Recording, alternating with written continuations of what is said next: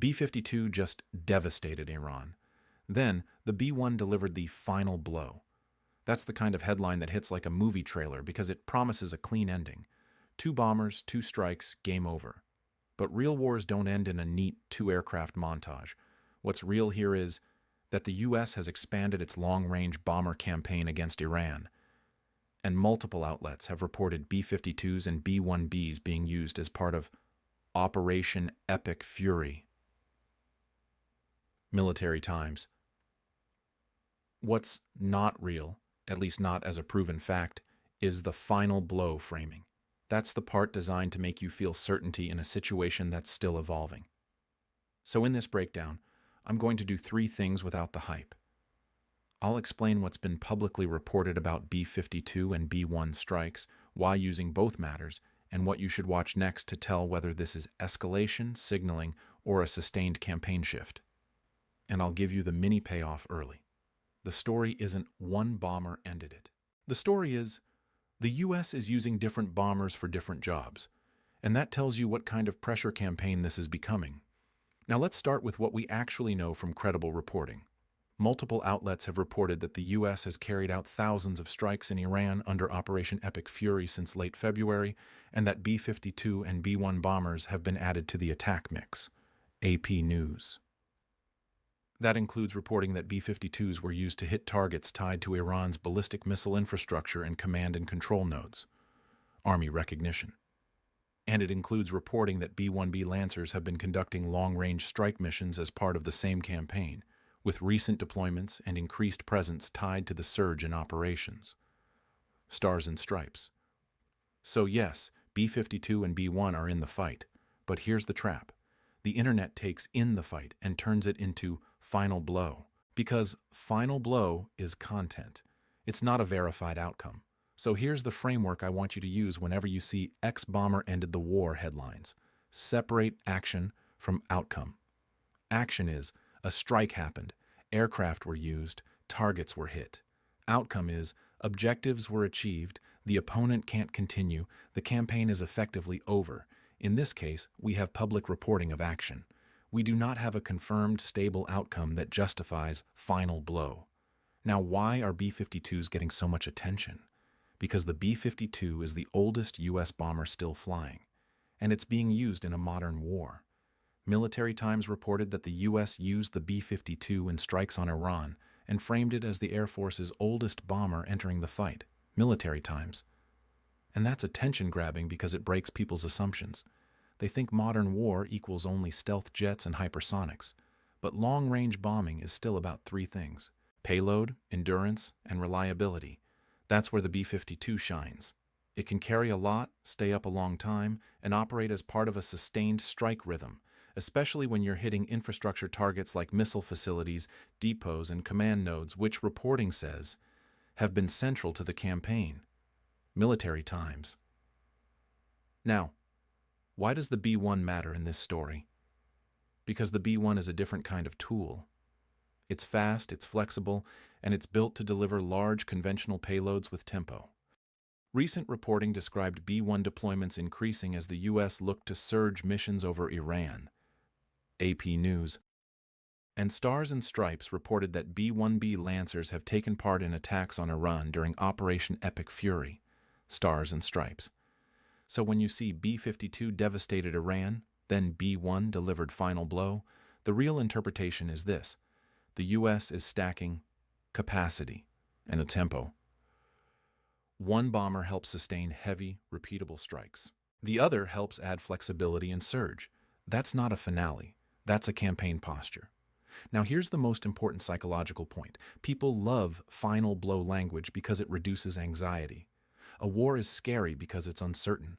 A final blow story is comforting because it tells you the ending. But the real world is not obligated to give you closure on schedule.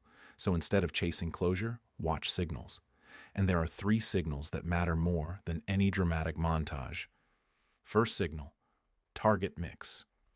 If a campaign is moving from demonstration strikes to system dismantling, you'll see repeated focus on the same functional categories: missile infrastructure, command and control, air defense, drone production, logistics. Some reporting has described U.S. strikes on drone factories and extensive target lists under epic fury. The Guardian. That's a sign of sustained pressure, not a one-night punch. Second signal, deployment posture. When you see B-52s positioned at forward bases like RAF Fairford in the UK, and B-1s also deploying there, that's not victory.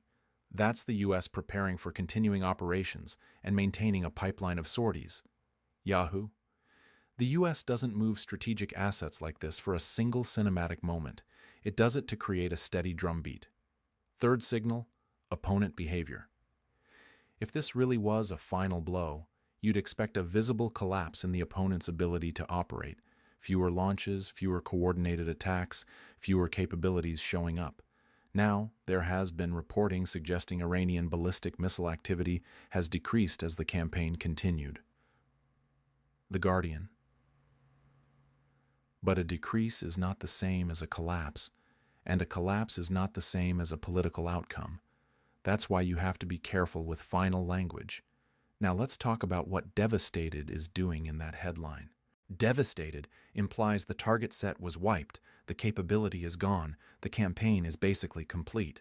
But credible reporting about epic fury describes a wide, ongoing operation, thousands of strikes, sustained tempo, expanding target sets, and continued Iranian vows to fight on.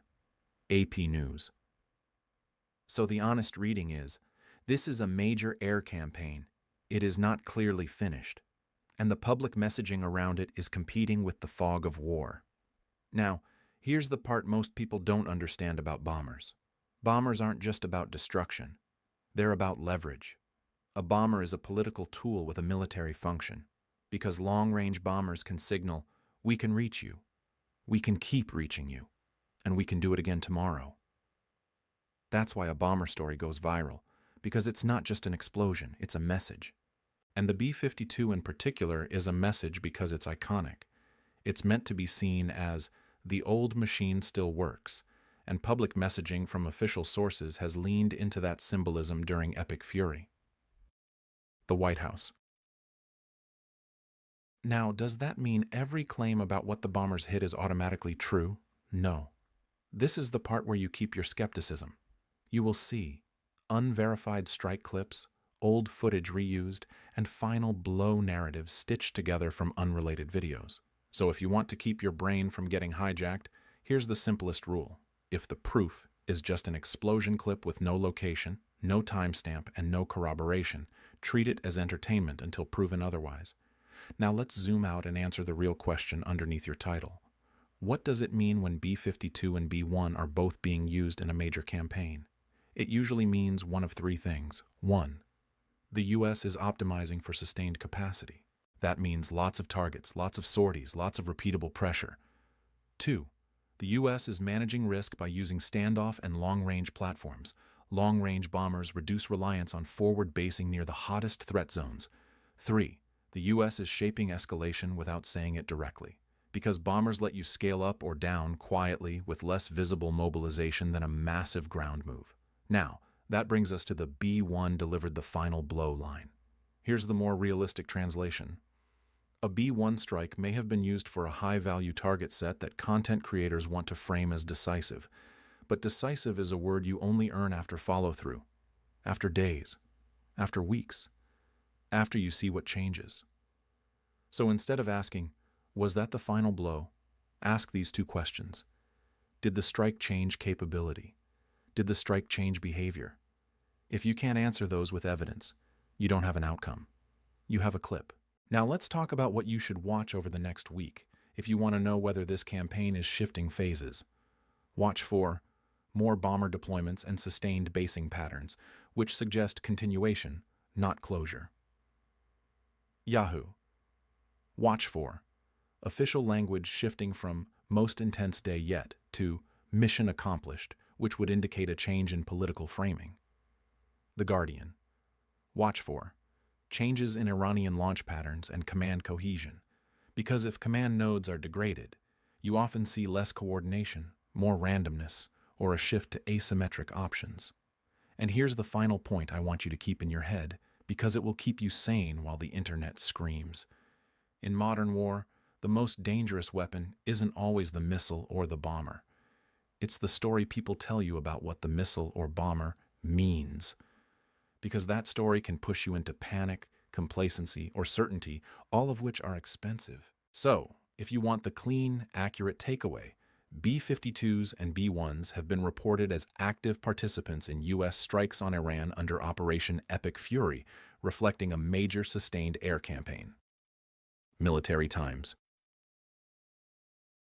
The final blow framing is viral packaging, not a confirmed strategic outcome. Now tell me what you want the angle to be for the next script. Do you want this told as a straight, explained breakdown? Or the more intense, viral narrative versus reality format where we debunk the montage while still keeping it cinematic?